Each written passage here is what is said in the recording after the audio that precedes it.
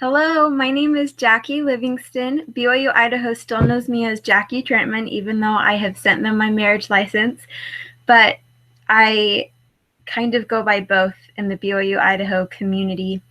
Anyways, so I am super excited to get to know you guys better. From what I understand, every single one of us is part of this, is doing a social media project, which is kind of scary because it's never been done before, and I feel bad for our course creators and Sister Beal who kind of have to figure out how this project is going to work. And I also feel like it's a little bit intimidating to be the guinea pig and to try to meet expectations that have never been met before. But I also think this is really cool because we have the opportunity to be maybe a little bit more creative and help figure out how this is all going to go down, if that makes sense. So I personally am really excited. I think that we will have a lot of great opportunities to expand and do a good job. Anyways, I hope that as the semester progresses, we can take comfort from each other and bounce ideas back and forth and get a lot of help. So just by way of information, I live in Northern California. I am married. I've been married for 4.5 years to my best friend. I have 2 little boys, ages 3 and almost 2, and I am due to have my 3rd little boy at the end of the semester. So hopefully the baby doesn't come early and I can have all my ducks in a row so that once he does come, I can just enjoy him. I will graduate in December in marriage and family studies, and I just have loved this major. I think it's just perfect for me and has helped me better advocate for the family. So as far as going over my outline, I tend to get a little bit wordy, and when my thoughts start rolling, they just all kind of come out. I'm someone who, as I read things, I have to take notes because it just helps me integrate. So I actually have about 3.5 pages of single spaced for my outline.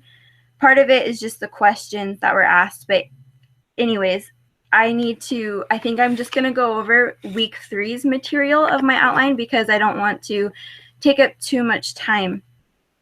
I've got to keep my eye on the clock. Okay, so the first question for week 3 was, as you read this chapter on marketing, what thoughts or insights did you have about marketing family life education? So I personally thought of how I could incorporate the 8 P's into my specific project. Those 8 P's are product, price, place, promotion, public, partnership, policy, and purse strings. So our project is a social media blog, right? And so just incorporating all of those marketing categories into running a blog, this is what I came up with. For the product, what Skylar and I are doing is we're trying to bring information based off of research into married couples and engaged couples' lives to help them better improve their marital relationships. Basically, our product is just information and easy to incorporate tips that they can have improve their marriage. So that's our product. The price is, it's free. Yay. Hopefully that's not what it's worth, but it is free. So the place, some of the principles they talked about in the place category was you have to have your sales place attractive. It needs to be safe. It needs to be easy to access.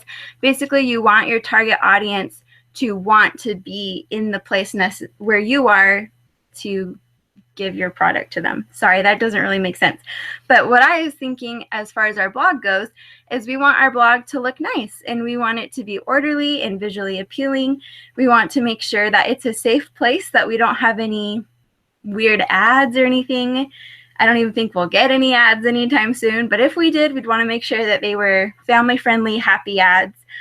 And we just want our little site to be a happy, uplifting place for the consumer or the reader to be. Promotion, what I understood from this is how are you going to bring awareness to your blog? What Skylar and I are going to do personally is we are creating a Facebook page. And every time that we update the blog with articles, or I actually will also be including podcast episodes, but that's for something separate. Anyways, every time we update the blog, we're going to advertise that via our Facebook page and then share the Facebook page and hopefully convince our relatives and friends to also share it. It would also be super cool if we could have an Instagram account that could further advertise, but again, that's just extra work and time, and we have to be deliberate about how we budget our time. So we'll see if we can do that. So that's how we plan to promote it. As far as the public, I loved how it explained that you have to appeal not only to your target audience, but to 2 or 3 related audiences, because it's those related audiences that will help bring the product to your target audience. So like an example of that would be, let's say that there's some sort of a class about how to get rid of your smoking addiction, right? So that class would have to be advertised not only to their target audience of smoking addicts, but maybe also to family members of smoking addicts who would then tell their addicted family member about the class, or policymakers who can then refer citizens who struggle with a smoking addiction.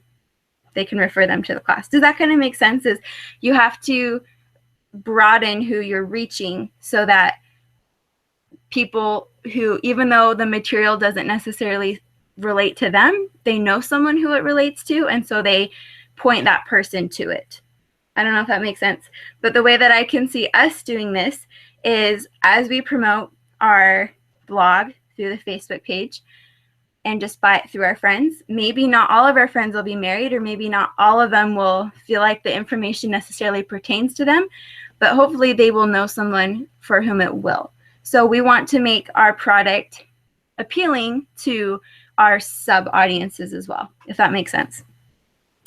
Policy, partnership. So for the scope of this class, I feel like we're not going to be able to find community member partners at this time. I was thinking that maybe it would be cool to reach out to like the BYU School of Family Life or the BYU Idaho School of Family Life, just other, facilities within our sphere that could help promote the blog. But I think that might be something that we need to do as we further expand. Policy, as of right now, I don't know how we can change public policy regarding marriage. I think just the fact that we're having a blog to support marriage and married couples, I think that goes a long way into educating people about how to have happy families, and then they can vote for public policies that support happy families. Purse strings. So it talked about how you really do need funding from outside sources. I feel like, again, within the scope of this semester, I can't see that happening for us necessarily, but maybe we'll get people who want to advertise for us. Maybe we'll get advertisements on our blog, and then they can bring in a little bit of a revenue. Anyways, I'm going on and on about this, and I want to move on to the next one. But basically, I just really recognize how important marketing is to promoting a product.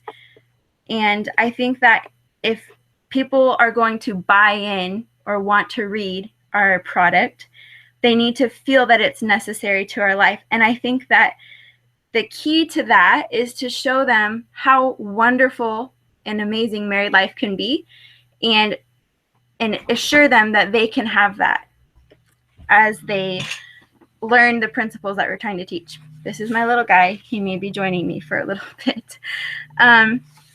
Okay, really quick. That's like only the first question. I feel bad. Okay. So, oh no, am I missing a page? Oh, okay. It says, as you've noticed the emphasis on assessing and understanding the specific need of of the target audience is a theme that comes up over and over in the text. Why is this an important aspect of marketing? I think this one is really straightforward. You need to appeal to the people you're trying to sell something to. Like if you're trying to sell a toy to a 5-year-old, you're not going to make a really boring black and white oldies music commercial. You know, like you want something that fits the demographic you're trying to reach out to. I feel like that's just kind of, I'm not going to go too far into that because there's other questions I like more. I'm going to go ahead and go down to question 12, where it says, Duncan and Goddard described various approaches to family life education.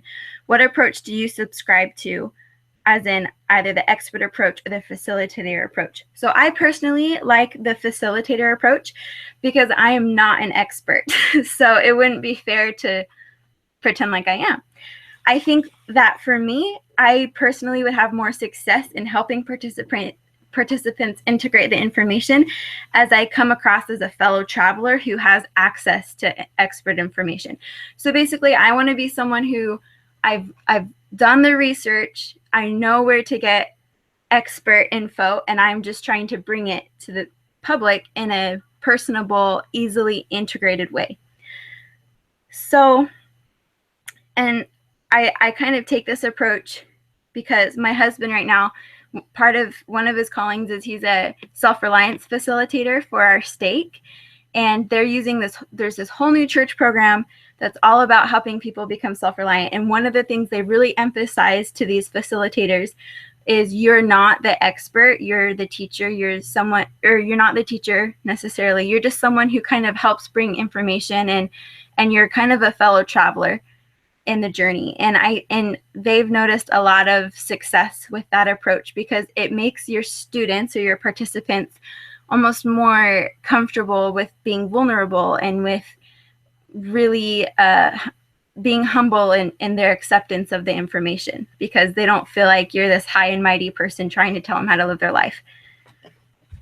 Okay, I'm just going to go ahead and do the last couple questions really quick because they're my favorites. It says, question 13 is, what are your beliefs about the purpose or role of the family? How does family life education tie in with your beliefs about the purpose of family? So for me, I know with all of my heart that family is central to the Creator's plan for the plan of happiness.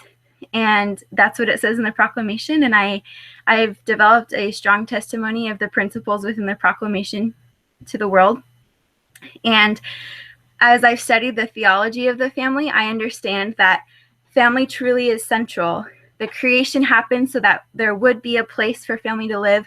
The fall happened so that family could come to be and so we could learn. The atonement happened so that all the imperfections and struggles that families face wouldn't hinder their ability ultimately to become like the Father.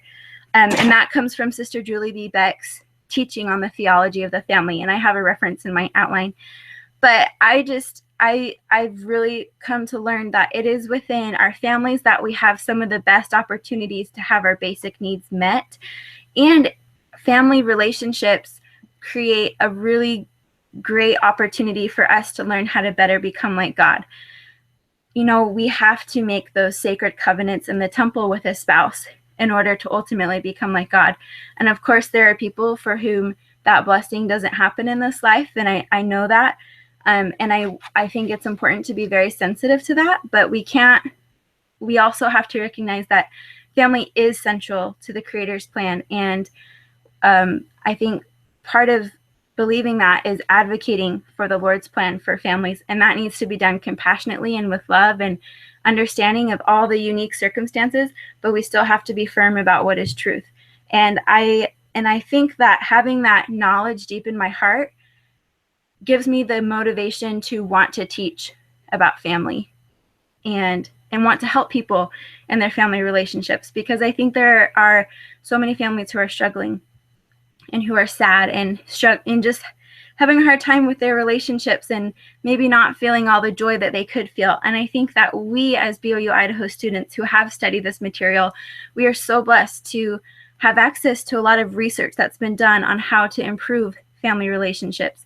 And I think that we, with this information, have a responsibility to bring it out to the world in ways that are loving and easily understood so that people can incorporate it into their lives. I'm going to go ahead and end with that because I know I've gone over time. Thanks for listening. I'm sorry, I get really wordy and I'm really passionate about this family life stuff. So I look forward to watching your videos, and okay, thanks so much. Bye.